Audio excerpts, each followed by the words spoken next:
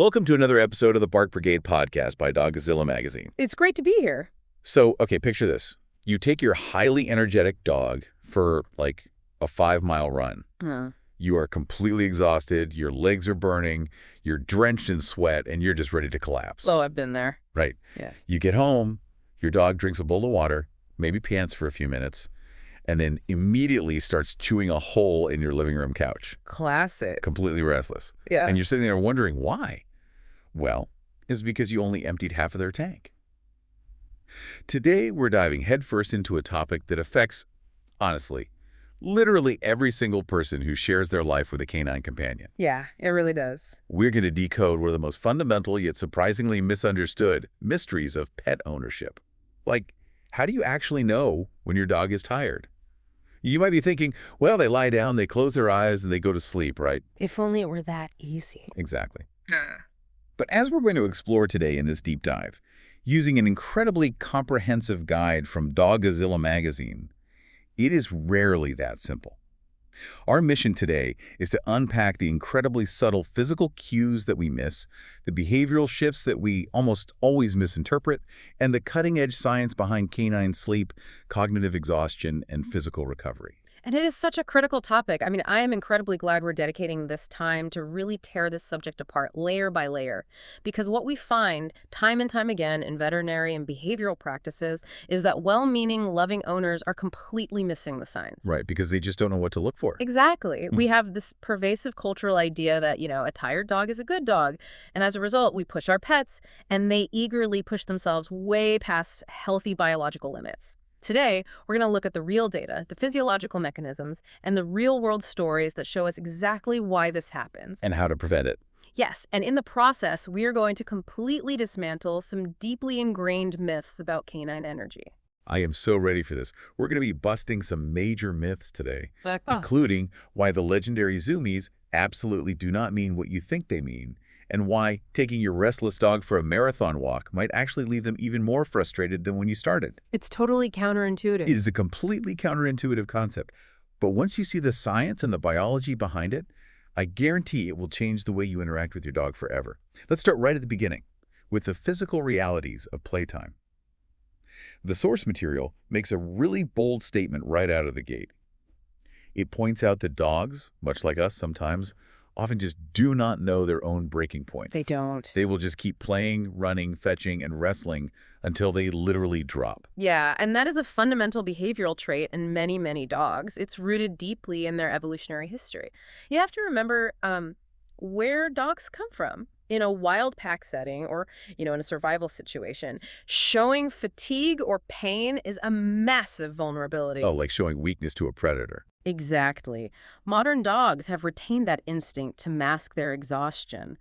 Plus, they are heavily driven by pack dynamics, by intensely bred prey drives, and honestly, by the sheer, unadulterated joy of interacting with you, their owner. They just love the game too much. Right. When you throw a ball, their brain is flooded with a massive cocktail of adrenaline, cortisol, and dopamine.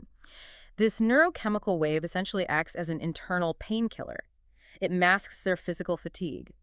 The Doggozila article highlights that recognizing the early signs of dog exhaustion is the key to stepping in before your dog becomes overstressed or physically hurt. So we have to be the ones to call the timeout. We have to be the adults in the room, so to speak, because the dog is not going to do it. They are relying entirely on us to read their physical cues, and those cues can be incredibly subtle.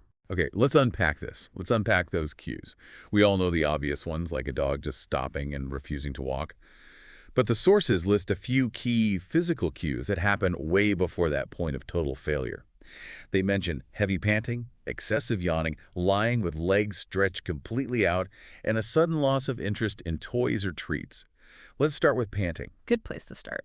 Because a dog panting at the dog park is the most normal, ubiquitous thing in the world. How do we distinguish between healthy, normal, evaporative cooling and the kind of heavy distress panting that signals a massive red flag? This is where we have to look closely at the mechanics of how a dog cools down. Dogs do not sweat through their skin like humans do. I mean, they only have a few sweat glands in their paw pads, which do very little for overall temperature regulation. Right. They rely almost entirely on evaporating moisture from their respiratory tract. When a dog is engaging in functional panting, their mouth is open, their tongue might be slightly out, and their breathing is elevated, but it is rhythmic. It's controlled. They are efficiently drawing air over the wet surfaces of their tongue and lungs. Okay, so what does distress panting look like? Distress panting, the heavy panting the article warns about, looks and sounds entirely different. You are looking for panting that is rapid, shallow, and seemingly uncontrollable. The tongue won't just be out. It will be fully extended, often hanging far out to the side. Like completely floppy. Yeah, and it might even look wider or flatter than normal as the body tries to expose as much surface area as possible. If the dog cannot seem to catch their breath even when they stop moving for a minute, they are no longer just cooling down. They're struggling to regulate their core temperature. Wow. The cardiovascular system is working in absolute overdrive, and they are firmly in the danger zone of exhaustion. That makes a lot of sense. Yeah. It is the difference between, you or me breathing hard after a light jog versus hyperventilating after sprinting up a flight of stairs. Now, what about yawning? I always thought yawning just meant a dog was waking up from a nap, or maybe they were a little bored waiting for me to finish talking to a neighbor. A lot of people think that. But the source material specifically flags excessive yawning as a sign of exhaustion. Yes, and this is a classic, fascinating example of a canine behavior that has multiple, entirely different meanings depending on the context. Yawning is indeed a natural way for dogs to stretch their facial muscles and relax. But in the context of high activity, excessive yawning is what behavioralists call a displacement behavior. Right. It is a sign of sheer exhaustion and often of rising internal stress. Wait, before we move on, for those of us who aren't behavioralists, when you say displacement behavior, what exactly does that mean? Great question. A displacement behavior is a normal behavior displayed out of context, usually triggered by conflicting emotions or an overwhelmed nervous system. Like a nervous habit. Exactly. Think of a human who is incredibly nervous before a public speech, and they start subconsciously scratching their arm or aggressively adjusting their collar. They aren't itchy, and their collar isn't tight. Their nervous system is just overwhelmed, and the physical action is a way to bleed off some of that anxious energy. Well, that makes total sense. For dogs, yawning is a primary displacement behavior. When a dog is pushed past their physical or mental limit, their parasympathetic nervous system is trying to forcefully hit the brakes. The yawn is an involuntary physical response to that internal stress. So if they're doing it in the middle of a game? Right. If you are at the park or in the middle of a vigorous training session and your dog starts repeatedly yawning, they are not bored. They are literally telling you, I am overwhelmed, my tank is empty, I cannot process any more stimuli, and I desperately need a break. That is such a vital distinction. It completely changes how you view a dog yawning during, say, agility training. And the source also mentions lying with legs stretched out. Not curled up in a cute little ball, but completely sprawled, often on a hard surface. Exactly. When a dog lies completely sprawled out with their legs fully extended, especially on a cool surface like tile or shaded dirt, they are attempting to maximize the surface area of their body that is in contact with the ground. Just trying to get as much cool contact as possible. Right. It's a physics concept called thermal conduction. They are trying to dump their excess body heat into the cooler ground as rapidly as possible. It is a clear, undeniable sign of a depleted energy state and an overheating core. And this directly pairs with the sudden loss of interest the article mentions. Like ignoring a toy. Yeah, if your extremely ball-obsessed dog suddenly ignores the tennis ball bouncing right past their nose or refuses a high-value treat like a piece of chicken, you need to pay immediate attention. Their body has hit a critical physiological threshold where it has prioritized vital survival and a recovery over play and food. That brings us to checking the vitals, which is something I think a lot of pet owners assume you only do at the vet's office. But the Doggozila guide gives us some very practical at-home vitals to check. First, the gums. It says that if a dog's gums are pale or pink, it is a sign that they may be dehydrated and tired. Now, we usually think of pink as a healthy color, so we are talking about a washed-out pale pink, right? How do we actually check this properly? You are looking for a noticeable shift from their normal baseline. A healthy dog's gums should be a vibrant, rich color, often a bubblegum pink, though obviously it varies by breed. And some dogs have naturally pigmented black gums. Sure. But if you have a dog with pink gums, you are looking for a washed-out, pale, almost white appearance. To really test this, you can perform what is called a capillary refill time test. Okay, how do we do that? You gently lift your dog's lip, Press your thumb firmly against their gum for a second until the tissue under your thumb turns white, and then release it. In a healthy, well-hydrated, rested dog, the vibrant pink color should rush back into that spot almost instantly, usually within 1 to 2 seconds. And if it doesn't? If the color takes 3, 4, or 5 seconds to return, or if the gums just stay a dull, pale pink, it indicates extremely poor capillary refill and a severe lack of proper blood flow. Why does the blood flow stop like that? It's a survival mechanism. When a dog is severely dehydrated or entering a state of acute exhaustion, their cardiovascular system essentially goes into triage mode. Oh, wow. The body constricts the blood vessels in the extremities, the skin, the paws, the mucous membranes in the mouth, and forcefully pulls that blood inward to support and protect the vital organs like the heart, lungs, and brain. So if you lift your dog's lip and see that pale color and slow refill time, it is an immediate, non-negotiable signal to stop all activity, get them into the shade, and slowly offer them water. And then there's the body temperature. The article states that a normal dog temperature is between 100 and 102 degrees Fahrenheit. Anything higher than that means they're overheated and tired. That is significantly higher than a human's normal temperature. It is, and understanding that baseline is critical. Because their normal resting temperature is already hovering between 100 and 102 degrees, they have incredibly little leeway before they hit dangerous, life-threatening territory. Heat stroke in dogs can begin when their core temperature reaches 104 or 105 degrees. Okay, wait. If their normal is 102 and heat stroke happens around 104 or 105, that is a terrifyingly narrow window. Are you saying we only have a 2 or 3 degree margin of error before our dogs are in severe medical distress? That is exactly what I'm saying. Humans have a wider margin and an incredibly efficient full-body sweating mechanism to dump heat. Dogs have a very narrow thermal window and a highly inefficient cooling system. Their internal engine runs hotter than ours to begin with, which is why they overheat exponentially faster than we expect. That's scary. It is. Now, obviously, carrying a rectal thermometer to the dog park to check their temperature might not be practical or comfortable for everyone, but knowing the biological reality of that narrow 2-degree window helps us understand why we must be hyper-vigilant about the external signs like panting and gum color. It really paints a picture of how fragile their limits can be. But let me throw an analogy at you, because the psychology of this is what truly fascinates me. We have all these physical warning signs: the excessive distress panting, the displacement stress yawning, the pale gums showing blood rushing to the organs, the sprawling on the cold ground. Right. Yet despite all of that biological alarm ringing, the dog will often jump right back up if you pull the tennis ball out of your pocket one more time.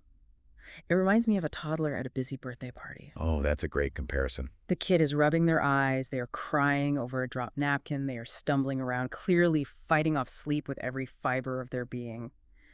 But if you offer them another piece of cake or point to the bouncy castle, they will scream, "I'm not tired," and run right back into the chaos. Why do dogs ignore their own bodily warning signs during play? What is happening in their brains that overrides survival? That toddler analogy is remarkably accurate. What is happening inside the dog is a literal battle between neurochemistry and physical biology, and honestly, neurochemistry almost always wins in the short term. Wow. When a dog is engaged in something highly stimulating, like chasing a ball, playing roughly with other dogs, or even just exploring a highly novel environment, their brain's reward centers light up. They are flooded with dopamine, which drives the desire to seek the reward alongside huge spikes of adrenaline and cortisol. So they're just high on their own supply. Basically, yeah. These are powerful, activating fight-or-flight chemicals. Evolutionarily, they are designed to keep the animal alert, moving, and ignoring pain in life-or-death survival situations, like fleeing a predator or securing a rare meal. But the dog's brain doesn't differentiate between the life-or-death pursuit of a rabbit and the intensely fun pursuit of a frisbee. It's all the same chemical rush. Exactly. The chemical cocktail applies equally to high arousal play. It completely masks the physical sensations of muscle fatigue, joint ache, and rising core temperature. The brain is aggressively screaming, "Go, go, go," while the cellular biology of the body is screaming, "Stop." And until those chemical levels naturally dissipate, which takes time, the dog will keep pushing, often to their own severe detriment. So there is a literal chemical disconnect between their body and their brain. Their physical body is running on empty, but their brain is still revving at 10,000 RPMs. Right. Which brings us perfectly to the next major concept in the source material. And honestly, if there's one thing our listeners take away from this entire deep dive, it should be this. It is a game changer for anyone who has ever dealt with a restless, hyperactive pet. we need to talk about the 2 cups of energy, the profound difference between physical and mental exhaustion. This is undoubtedly one of the most crucial paradigms to understand in modern dog care. For decades, the conventional wisdom was just, run them until they're tired. But the Doggozila article introduces a much more accurate model. A dog's energy is not just one single monolithic tank. Okay. It is strictly divided into 2 separate reservoirs, a body cup and a brain cup. And the single biggest mistake owners make day in and day out is trying to solve a full brain cup with a purely physical solution. Yes. The source gives this incredible illustrative story about a high-energy border collie named Scout. I think anyone with a working breed will relate to this. Scout's owner was incredibly dedicated. They were running him for miles every single day, trying desperately to tire him out. Doing exactly what people tell you to do. Right.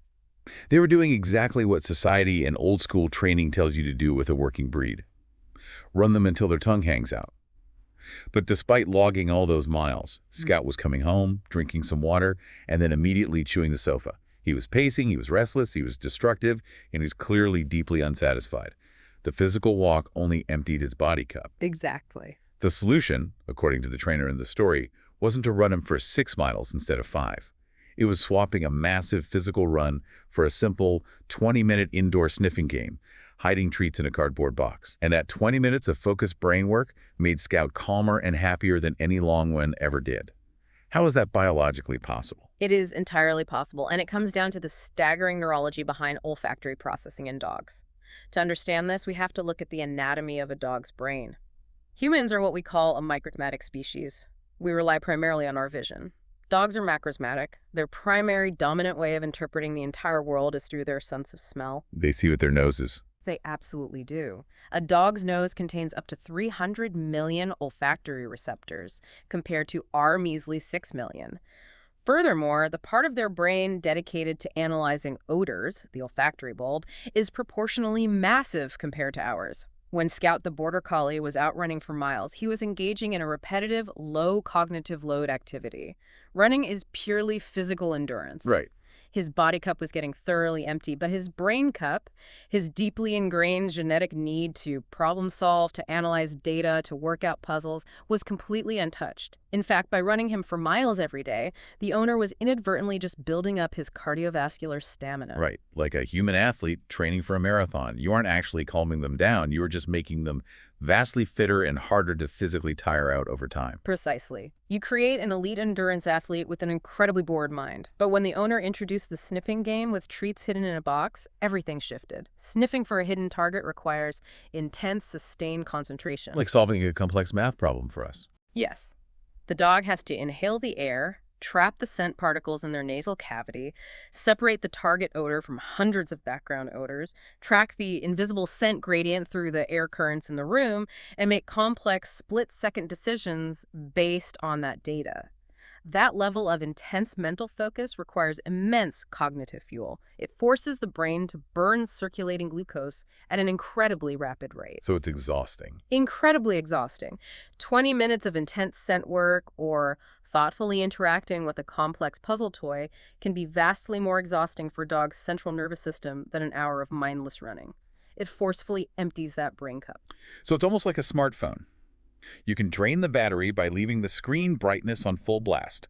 That is the equivalent of the physical run. You are burning raw power.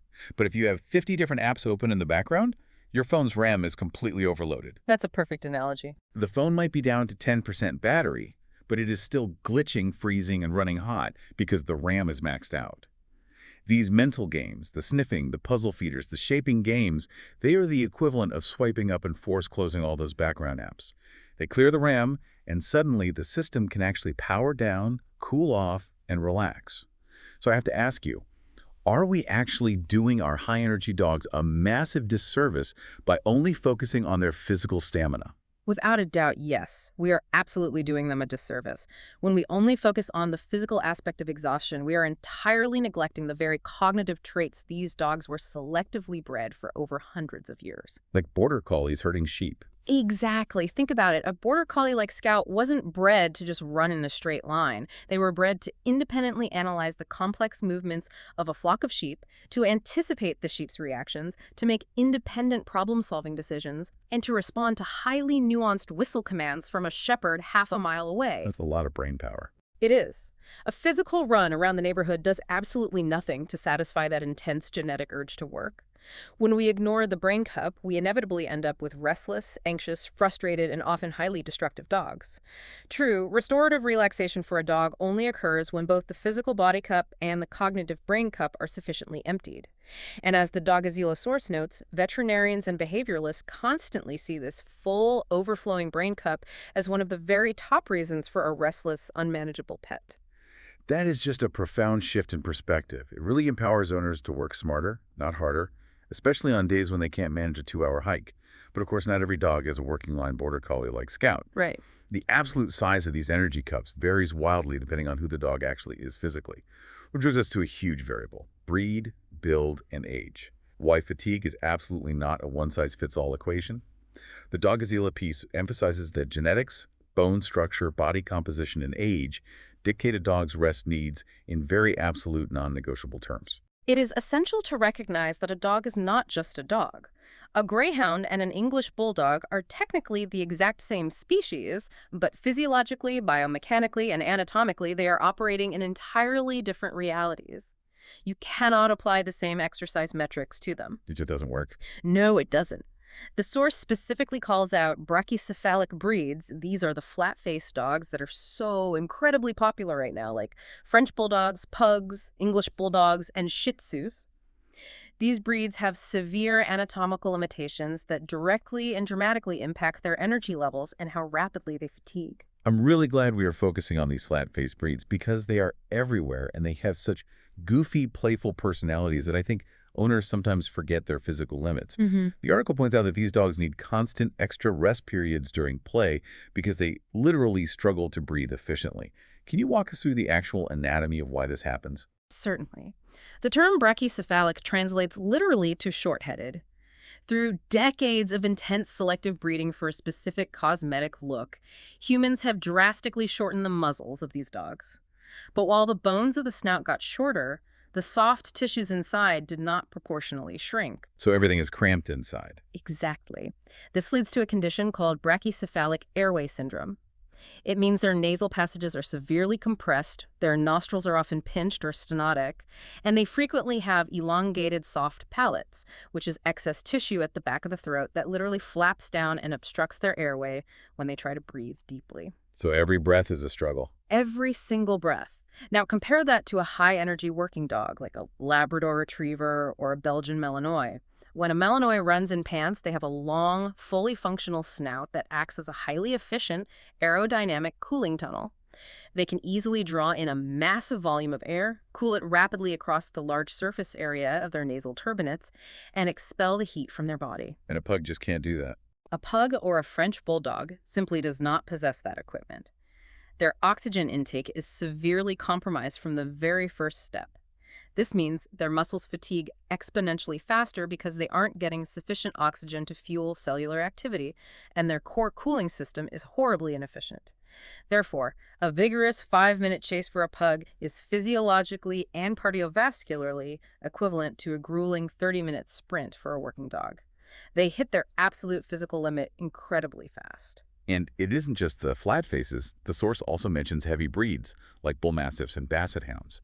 They have a completely different kind of limitation, based purely on their skeletal mass and body shape. That is correct. We have to look at canine biomechanics. Take a basset hound. They were bred for a highly specific purpose: slow, methodical, nose-to-the-ground tracking. To achieve this, they were bred to have dwarfism, extremely short, thick legs, and a long, dense, heavy body. The sheer biomechanical effort required for a basset hound to run, or even just to walk long distances at a brisk human pace, is massive compared to a dog with longer legs and a lighter, more aerodynamic frame. And then you look at giant muscular breeds like bull mastiffs. They carry so much sheer physical mass that just initiating movement and carrying that weight requires an enormous sustained expenditure of energy. They're just moving so much weight. Their muscles tire quickly, and their joints bear a tremendously heavy load. They were historically bred for short, explosive bursts of guarding behavior, not for sustained, high-intensity cardio. If you try to take a Mastiff on a 5-mile jog, you are going to destroy their joints and completely exhaust them. So we have the physical build, but the source also dives deeply into age factors, looking at the two extreme ends of a dog's life. Huh. Growing puppies, and aging seniors. It points out that puppies have a seemingly endless amount of energy, but they actually tire incredibly quickly. And just like human babies, they get incredibly cranky and chaotic when they are overstimulated. That is a wonderful, highly accurate comparison. People often assume puppies need constant exercise to burn off their energy. But a puppy's central nervous system is still highly immature and rapidly developing. Every single thing they encounter, a leaf blowing across the yard, a new sound from the television, a strange person, is a massive influx of novel sensory data. Just overwhelming for them. Exactly. Processing all that data fills up their cognitive brain cup incredibly quickly. When they cross the fragile threshold from being tired to being overtired, they completely lose the ability to self-regulate. They become mouthy, they bite, they bark uncontrollably, they refuse to settle down, they essentially throw a canine tantrum. They desperately need enforced naps in a quiet space, exactly like a human toddler, to allow their nervous system to reset. Okay, let's shift gears to the exact opposite end of the spectrum. We have a huge population of aging dogs, and the prompt for today's deep dive specifically asks us to focus on identifying fatigue in senior dogs and explaining exactly when sleep pattern changes warrant a veterinary consultation. The article notes that older dogs naturally sleep more as they age, which makes sense. But how do we differentiate between normal, healthy senior dog fatigue and something far more serious? This is a critical area of canine care because senior dogs are absolute masters at quietly adapting to their own decline, which means owners often miss the subtle signs. As dogs age, their baseline metabolic rate naturally slows down. Their cellular regeneration isn't as efficient, and they often experience sarcopenia, which is age-related muscle loss. So they just naturally need more rest. Yes. So the simple fact that an older dog needs more sleep is entirely biologically normal. An 8-year-old dog might comfortably sleep 14 hours a day, while a 14-year-old dog might require 18 hours. The crucial metric you have to monitor isn't just the sheer volume of sleep, but the pattern and the quality of that rest, and how they behave when they are awake. So if my 12-year-old golden retriever is sleeping all day, I shouldn't automatically panic, but I need to watch how he acts when he finally gets up. Precisely. Let's look closely at the 2024 veterinary checklist for senior dog fatigue that the Doggozila article highlights. The absolute most important metric on that list is what veterinarians call the bounce-back factor. The bounce-back factor. Okay. Let's say your senior dog goes for a gentle, slow, 15-minute sniff walk around the block. They come home, they are clearly tired, and they sleep deeply for 3 hours. The critical question is, when they wake up from that nap, do they stretch, wander into the kitchen looking for water, wag their tail when you speak to them, and show immediate interest in a high-value treat? Like a piece of cheese or a favorite toy. Exactly. If they wake up and show that normal engaged interest, then their fatigue was just healthy, age-appropriate tiredness. The nap successfully recharged their battery, they bounced back. However, if your older dogs start sleeping 18 hours a day, and when they do wake up, they seem disoriented, they stare blankly at walls, they refuse their favorite treats, or they seem reluctant to move, that is no longer normal aging. That is pathological lethargy. What could be causing that kind of pathological lethargy? It could be a myriad of things. Often what owners perceive as fatigue in a senior dog is actually untreated joint pain. Osteoarthritis is incredibly common, and dogs will simply choose to sleep rather than move because moving hurts.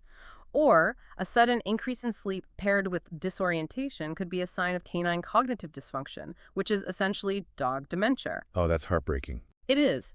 It could also be heart disease, where their heart isn't pumping enough oxygenated blood, leaving them perpetually weak. Or it could be an endocrine issue, like hypothyroidism, which drastically tanks their energy levels. So, to answer the question directly, if your senior dog's sleep needs increase very suddenly over the course of a few weeks, or if their increased sleep is paired with a loss of appetite, reluctance to walk, or behavioral changes upon waking, you absolutely must schedule a veterinary consultation. It is a clinical red flag, not just a byproduct of getting older. That bounce-back factor is such an incredibly helpful, tangible rule of thumb for owners to use at home. I do want to mention the guide wonderfully balances this very serious, heavy advice with some real-world humor. They mention a viral TikTok from March 2025 featuring Nikita Hanna, the so-called dramatic dachshund. Oh, I've seen that. This tiny little puppy went massively viral for putting on an incredibly dramatic, theatrical show of being completely and utterly exhausted. She was lying dramatically on her back, sighing heavily, throwing her paws over her face, acting like she had just run a marathon, after doing absolutely nothing all day. It is a very humorous anecdote, but it serves a great purpose. It highlights how much individual variation there is among dogs and how uniquely expressive they can be about their perceived energy levels, even if, in Nikita Hana's case, she was clearly just being dramatic for attention. But it underscores the point. You have to know your dog's baseline. You have to adapt your care routine to the dog that is actually sitting in front of you, with all their specific breed quirks, age limitations, and dramatic personalities, not the generic dog you imagine you have. And adapting to the reality of the dog brings us to a critical, potentially life-saving topic. We need to discuss the environment. The force makes it emphatically clear that while breed and age dictate a lot of a dog's base stamina, the actual weather acts as an instant, brutal multiplier for exhaustion. Hot weather increases canine exhaustion incredibly rapidly. Why does hot weather cause such rapid exhaustion in dogs compared to us? It cannot be overstated how profoundly dangerous ambient heat is for dogs. Humans are exceptional, elite thermoregulators. As long as we are hydrated, we can sweat over our entire massive body surface area, and as that sweat evaporates, it dramatically cools our skin and our blood. Dogs, as we discussed earlier, rely almost entirely on panting. When the ambient temperature of the air around them rises, especially when the humidity in the air rises, panting becomes less and less effective. Because the air is already full of water. Exactly. Evaporative cooling only works if the moisture from the dog's tongue and lungs can actually evaporate into the surrounding air. If it is highly humid, the air is saturated. The moisture has nowhere to go, so the dog pants harder and harder, expending massive amounts of physical energy to move air, but achieving absolutely zero cooling effect. That sounds terrifying. Their internal core temperature begins to skyrocket. Their heart races to try to pump cooler blood to the brain, and their organs begin to suffer from thermal damage. The source shares a deeply sobering real-life news story to illustrate just how fast this happens. A tragic story from August 2025 about an English bulldog. A dog walker took this bulldog out for a walk during the day and then returned and left the exhausted dog in a living room to rest. The temperature in that living room was 27 degrees Celsius, which is about 81 degrees Fahrenheit. For a human, 81 degrees is just a nice, slightly warm summer day. You might wear shorts, but the dog tragically died from overheating right there in the living room, simply resting on the floor. It's a devastating warning that a tired dog can rapidly become a dog in mortal danger, and that preventing overexertion is far, far better than trying to cure heat exhaustion. It is a heartbreaking story, and it perfectly, tragically illustrates the compounding, cascading dangers of breed, activity, and environment. You take a brachycephalic breed, the English bulldog, that already has a severely compromised, inefficient airway. You add the physical exertion and muscle heat generated from a walk, and you place them in an environment with an ambient temperature of 81 degrees. It's just a perfect storm. Exactly. During the walk, the dog's internal core temperature spiked. And because of their highly inefficient cooling system, combined with the ambient heat in the room, they simply could not bring their core temperature back down once they were inside. Their body could not dump the heat faster than it was being generated. Over the course of an hour or two, their proteins began to denature, their brain swelled, and their vital organs systematically began to shut down. This is why the Doggozila article emphatically stresses that avoiding extreme weather is paramount. On warm or humid days, walks must be kept extremely short, strictly limited to the coolest, earliest parts of the morning or late evening, with constant unrestricted access to fresh water and air conditioning. The guide also provides a very practical mathematical tool for owners to check if their dog is crossing into this danger zone. It teaches us how to calculate a resting breath rate. This is such actionable advice. Can you explain exactly how to do this and what the numbers mean? Absolutely. This is a vital metric for any dog owner to know. You wait until your dog is lying down and has been resting for a few minutes. You get a stopwatch or use your phone. You simply watch their chest rise and fall, and you count the number of full breaths they take for exactly 15 seconds. Then you multiply that number by 4 to get their breaths per minute. So if I count 5 breaths in 15 seconds, 5 times 4 is 20 breaths per minute. Correct. And a normal, healthy resting breath rate for most dogs is generally between 15 and 30 breaths per minute. The article clearly states that a resting rate consistently over 40 breaths per minute signals a serious potential medical problem. But the absolutely key word here is resting. Right, because if they just finished sprinting, obviously they will be breathing faster. Exactly. If your dog has just been running, their respiratory rate will naturally be high. But if they have been lying down on the cool tile for 10 or 15 minutes after a walk, their respiratory rate should be steadily and visibly declining toward their normal baseline. If you do that 15-second count, multiply by 4, and find that they are still taking 40, 50, or 60 shallow breaths a minute while lying completely still, they are in acute distress. Wow. They are not recovering. Their cardiovascular system is failing to bring their core temperature down. This is the exact moment you need to employ active cooling measures. What do active cooling measures look like? I've heard you shouldn't use freezing cold ice water. That's right, never use ice water as it causes the blood vessels in the skin to instantly constrict, trapping the heat inside the vital organs. You want to apply cool, tepid, wet towels to the hairless areas of their body, the groin, the armpits, the belly. Offer small sips of cool water, turn a fan directly on them, and immediately contact a veterinary emergency clinic. So what does this all mean for our summer routines? We clearly have to completely shift our mindset. Let me offer an analogy to put it in perspective for you, our listeners. If you've ever tried to run a 5K in August, imagine doing it wearing a heavy, insulated winter snowsuit. And to make it worse, you have a tiny plastic straw in your mouth, and you are only allowed to breathe through that straw. That intense feeling of suffocation and trapped heat, that is exactly what a dog, especially a thick-coated or flat-faced dog, is experiencing on a hot, humid summer day. That analogy hits the nail squarely on the head. You would never, ever push yourself in a snowsuit under the blazing summer sun, yet we routinely expect our dogs to trot happily alongside us under the exact same physiological strain. It is entirely our responsibility to check the weather app, check the humidity index, and actively monitor our dog's breathing.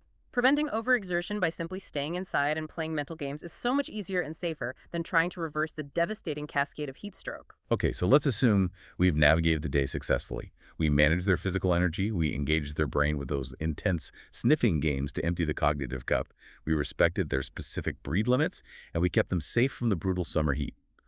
The dog finally crashes on the rug in the living room, their eyes close. Now their body has to actually repair itself, what is happening in their brain right at that moment. This brings us to the science of dog sleep, dreams, and the zoomies. I think this might be my absolute favorite part of the deep dive because the science here is truly wild. The scientific understanding of canine sleep architecture has absolutely exploded in recent years. For a very long time, scientists and owners just assumed sleep was sleep, a simple biological off switch to let the muscles rest. But the Doggozila article highlights that dogs, much like humans, have highly distinct complex sleep cycles. And deep REM sleep, rapid eye movement sleep, is absolutely biologically vital for their mental and physical health. The source brings up a landmark 2017 study from Hungary that completely blew my mind. It found that dogs actually process complex emotions and consolidate learning during their sleep. The article beautifully states that a sleeping dog isn't just recharging their physical body. Their brain is actively sorting the complex feelings and events of the day. They're literally sleeping on the fun you had together, which helps them wake up feeling emotionally secure and bonded to you. Can you elaborate on how researchers even figured this out? It was an incredible piece of science. The researchers in Hungary actually managed to map exactly what happens in a dog's brain while they sleep, and doing this was no small feat. They had to train a group of family dogs, using entirely positive reinforcement over many weeks, to lie perfectly still and naturally fall asleep in a busy laboratory setting, with tiny, non-invasive EEG electrodes glued to their heads to measure their brainwaves. Wow. Getting my dog to sleep with things stuck to his head sounds impossible. It took immense patience. But what they discovered was profound. They found that dogs experience sleep cycles remarkably similar to human sleep architecture, including periods of slow-wave sleep and deep REM sleep. But the most crucial finding was regarding memory consolidation. During the day, when you teach your dog a new command, or they have a highly stimulating social interaction at the park, those experiences are temporarily stored in a part of the brain called the hippocampus. Right, like a short-term memory cache on a computer. Perfect analogy. But that cache fills up quickly. It's during that deep REM sleep that the brain essentially replays those events. The researchers literally observed electrical spikes on the EE, called sleep spindles, that correspond to the brain transferring that data from the short-term hippocampus to the cerebral cortex for permanent long-term storage. That's amazing. But it isn't just cold data. It is emotionally tagged. The Hungarian study proved that this memory consolidation is tied heavily to emotional processing. So if a dog has a positive, enriching, safe day, their REM sleep helps neurologically cement those feelings of safety and bond with their owner. Conversely, if you wake a dog during this deep, vulnerable REM stage, they haven't finished that vital neurological housekeeping. They wake up confused, disoriented, and often highly cranky. And speaking of sleep profoundly affecting mood and health, there's even more data. The article cites a 2022 study of laboratory dogs showing that sleep deprivation makes them acutely anxious and less clear-headed. And there is even newer research showing that just one single night of lost sleep ruins a dog's metabolism and makes their body significantly less responsive to insulin in a very short amount of time. That is terrifying. One night of bad sleep impacts their actual cellular health. It underlines the absolute fact that sleep is not a luxury. It is a strict biological imperative. The insulin study is particularly groundbreaking because it shows how incredibly quickly a lack of rest degrades the endocrine system. Hold on, before we dive deeper into that, for those of us who aren't veterinarians, when you say the endocrine system, what exactly are we talking about in the context of a tired dog? Great clarification. Think of the endocrine system as the body's chemical communication network. It is a system of glands that release hormones directly into the bloodstream to regulate metabolism, growth, and stress responses. When a dog is constantly kept awake by household noise or lacks a comfortable, safe place to sleep, their body perceives that lack of rest as a threat. So they're just constantly on edge. Exactly. Their autonomic nervous system triggers the release of stress hormones, primarily cortisol, to keep them alert. If cortisol stays elevated because they aren't sleeping deeply, it actively prevents their cells from properly utilizing insulin to absorb glucose from their blood. Essentially, their body enters a pre-diabetic state of metabolic stress very rapidly. This leads directly to weight gain, chronic lethargy, and a cascading series of other health issues. It is amazing how interconnected it all is. Let's talk about how this sleep processing actually manifests in the real world, because the source shares two incredible illustrative stories about Bella and Gus. Let's start with Gus the Labrador. He was apparently famous for falling asleep with a stuffed duck in his mouth. One evening, he drifts off. His paws start twitching rapidly, which is a classic visible sign of REM sleep, and suddenly his jaws start making a gentle, rhythmic chewing sound. That's so funny. He wakes up, looks down at his empty mouth with a totally confused, bewildered stare, and frantically searches for the stuffed duck that had fallen aside while he slept. The article says his dream was so incredibly real, he thought he'd actually eaten the toy. It is a hilarious story, but it beautifully confirms what the Hungarian EEG study suggested. Dogs are actively replaying and experiencing their waking lives during REM sleep. When we see their paws twitching or their lips curling, it is because their motor cortex is firing, simulating the physical actions of running, chasing, or in Gus's case, chewing. Gus's brain was generating the complex sensory input of chewing that duck so vividly that upon waking, his physical reality simply didn't match his dream state. It proves how incredibly deep and complex their sleep architecture truly is. And then we have the story of Bella, which is a bit more sobering but incredibly important for families to hear. Bella is a sweet, docile shelter pit bull, adopted by a loving family. They take her on her first big, exciting hiking trip. During the hike, they miss her subtle, quiet signals to stop. The yawning, the panting. She gets overwhelmingly tired. They get back home, and when a neighborhood child goes in to give Bella a tight hug, she gives a small, unthinking, defensive growl. The family was totally shocked, but they learned a vital lesson. Here's where it gets really interesting. The article states that a loving, tired dog has a much shorter fuse. We always hear the cliche, a tired dog is a good dog, assuming they are too polite or too physically exhausted to snap. But Bella's story proves the exact opposite. Can you elaborate on why sleep deprivation and extreme fatigue destroy a dog's mood and focus, and why we dangerously assume tired dogs are safe dogs? This raises a profoundly important question about how we fundamentally misinterpret animal behavior. We assume tired means docile. We assume they lack the energy to react. But as we discussed earlier regarding the brain cup, an overtired dog is operating on a severely depleted central nervous system. Their threshold for tolerance, their ability to calmly process annoyances drops dramatically. They just don't have the patience anymore. Right. In Bella's case, she was physically exhausted from the massive hike, and her cognitive brain cup was completely overflowing from processing the new environment, the smells, the travel. When the child approached for a hug, which, it should be noted, is an action that physically restricts movement and can feel inherently threatening to any dog, Bella no longer had the cognitive bandwidth to process the hug as affection. She just saw it as a threat. Exactly. Her tired, stressed brain perceived it immediately as a threat, and she reacted with a defensive growl to protect her vulnerable state. A well-rested dog has the mental energy to inhibit their primal instincts and tolerate uncomfortable things. An exhausted dog simply does not. The family was smart, they didn't punish her. They realized their mistake and instituted a strict rule where Bella gets a quiet hour completely alone in a dark room after any big fun activity. That is exactly the right protocol. And speaking of overtired dogs, we absolutely cannot leave this section without talking about the biggest myth of all. The zoomies. The source completely busts this myth wide open. We see a dog tearing around the house at 9 p.m., running over the couch, doing laps around the dining room table, acting totally frantic, and we think, oh, they still have extra energy, I should have walked them longer, I failed today. But the article says that assumption is entirely wrong. The zoomies are often a clear, glaring sign of severe overexhaustion. Yes, and we need to look at the biology of what causes the zoomies. It is the canine equivalent of a second wind, but it is absolutely not a healthy one.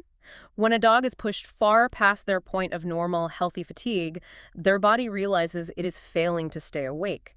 It perceives this extreme fatigue as a vulnerability.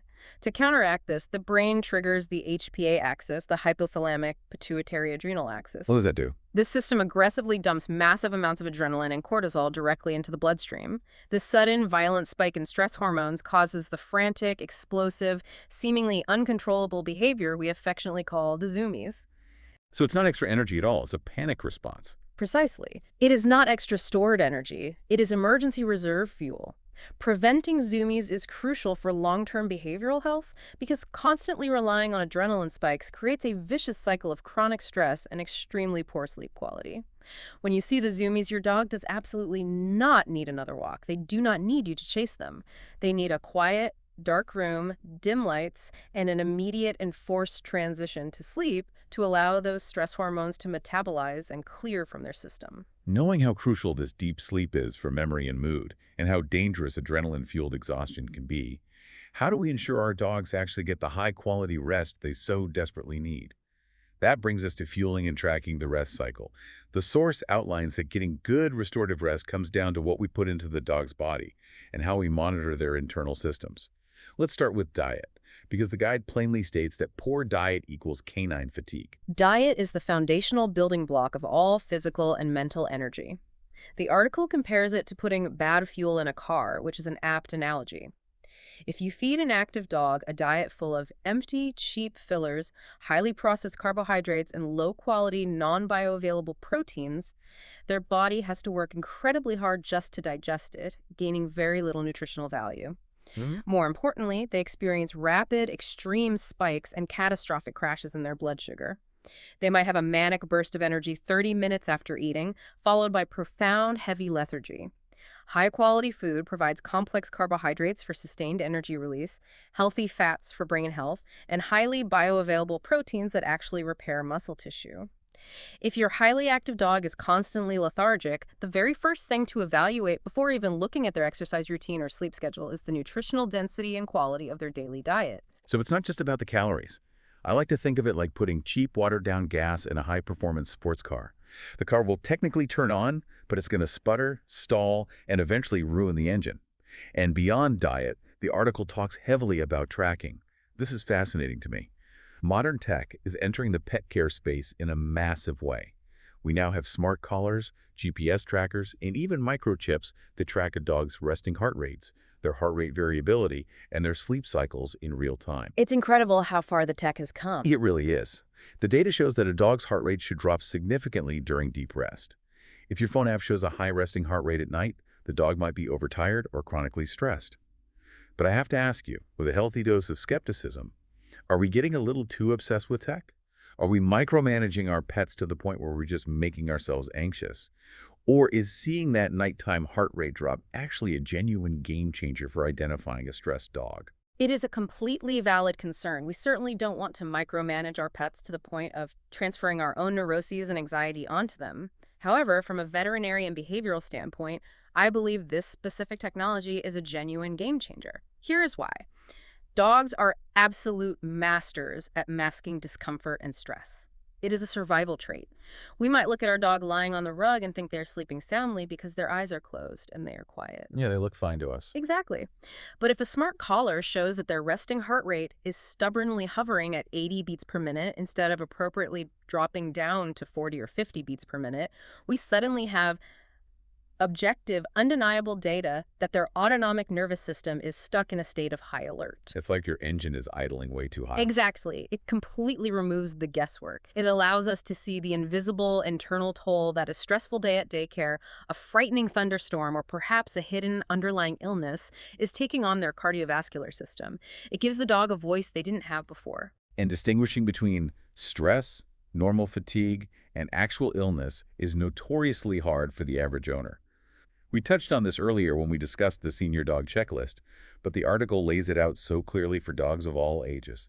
Is my dog tired or is my dog sick? The answer always comes back to how they bounce back. The bounce back factor is the golden rule.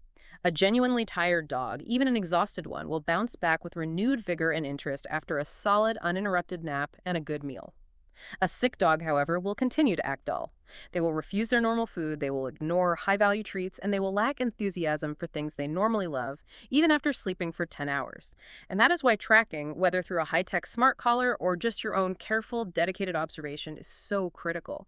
If you notice the recovery time is getting noticeably longer and longer, or if they're refusing that piece of chicken even after a long night's sleep, you are no longer dealing with simple fatigue. You are dealing with a medical issue that requires professional intervention. So we have the right high-quality food, we are tracking their vitals and their bounce-back factor. But tech and diet are only part of the recovery equation. The ultimate key to actually achieving that vital REM sleep is the physical space the dog sleeps in. Which brings us to the final, incredibly practical advice from the Doggozila Guide, creating the ultimate recharging zone. The physical environment heavily dictates the quality of the rest. You cannot possibly expect a dog to achieve that vulnerable, deep REM sleep where memory consolidation happens if their bed is situated in the middle of a highly trafficked, busy kitchen with kids running past, pots clanging, other pets walking over them, and the television blaring. The article strongly advises picking a quiet, secluded spot away from household noise, using a soft, supportive bed or a cozy, covered crate where they feel fully insulated and safe. Let's talk deeply about the crate for a moment, because people have very strong, often mixed feelings about them. Some view them as cages. But the article dives into the psychology of the crate, or a dedicated quiet room. It explains exactly how calm spaces prevent overstimulation and actively aid recovery, especially during periods of high-energy training or chaotic household events. A properly introduced, positively reinforced crate is absolutely not a cage. To the dog's psychology, it is a den. In the wild, canines naturally seek out small, enclosed, dark spaces to rest, usually under roots or in hollows, because it minimizes their vulnerability. In an open space, they have 360 degrees of perimeter to worry about. In a den, they only have to watch one single entrance. Oh, that makes so much sense. When we provide a cozy, covered crate in a quiet, dark room, we are deeply satisfying that primal psychological need for security. It actively lowers their cortisol levels. It allows their nervous system to completely power down because they no longer feel responsible for guarding the perimeter of a chaotic living room. The guide also has specific, brilliant tips for calming energetic puppies during nap time. It reiterates that puppies get incredibly cranky when they need sleep, just like human toddlers. It suggests establishing a routine, a short, calm cuddle session, moving them to a quiet room with soft classical music or white noise, and providing a special chew toy to help them transition to sleep. And it makes a really strong counterintuitive point. Avoid vigorously exercising your dog right before bedtime. That advice directly goes back to the arousal chemicals we discussed earlier. If you decide to play a vigorous, highly competitive game of tug-of-war with your dog right before bed, hoping to tire them out, you are doing the exact opposite. You are intentionally flooding their brain with adrenaline and dopamine. Those chemicals have a half-life. It takes significant time for them to dissipate from the bloodstream. Your dog will be physically panting, but mentally wired. Offering a chew toy or a lick mat, on the other hand, is a brilliant science-backed strategy. The physical, repetitive act of licking and chewing naturally stimulates the release of endorphins, which are deeply calming, soothing neurotransmitters in the dog's brain. It physically lowers their heart rate, reduces blood pressure, and bridges the difficult transition from an active state to a resting state. So let me play devil's advocate for a moment, because this is something I struggle with.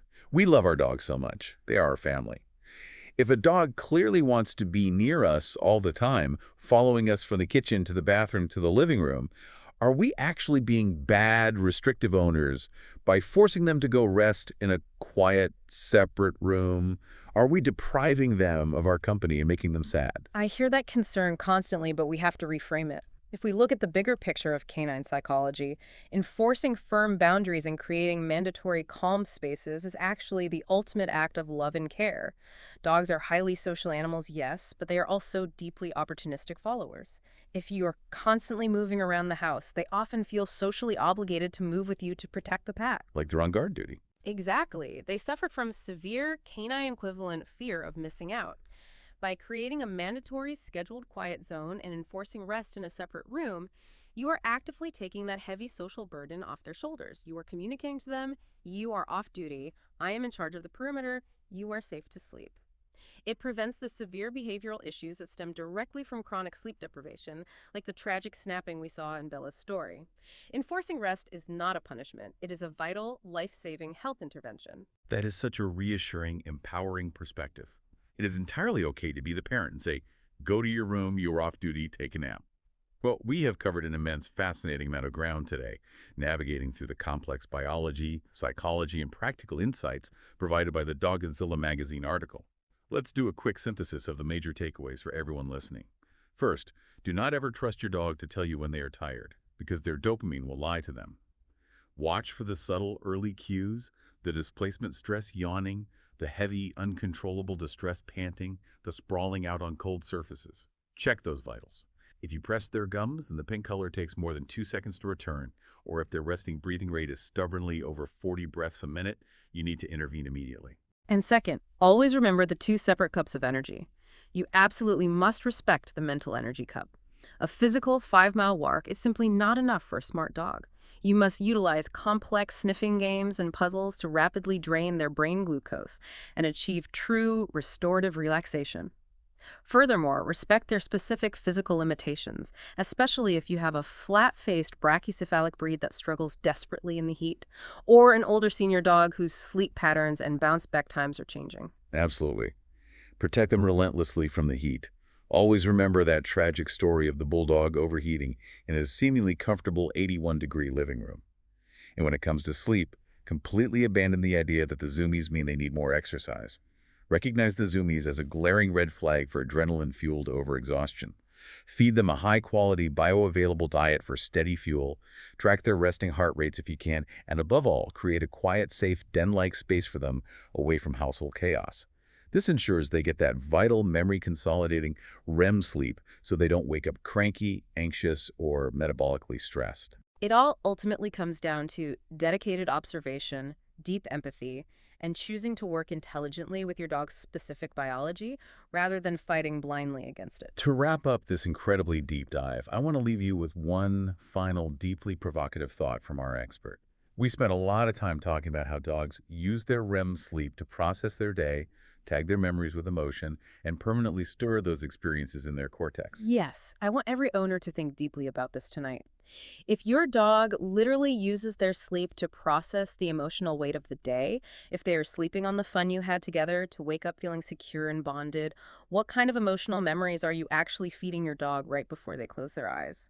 Are you feeding them a chaotic, loud, stressful environment full of adrenaline, or are you intentionally giving them a sense of profound peace, safety, and a fully empty mental cup to dream about? That is something to truly reflect on tonight when your dog settles down for the evening.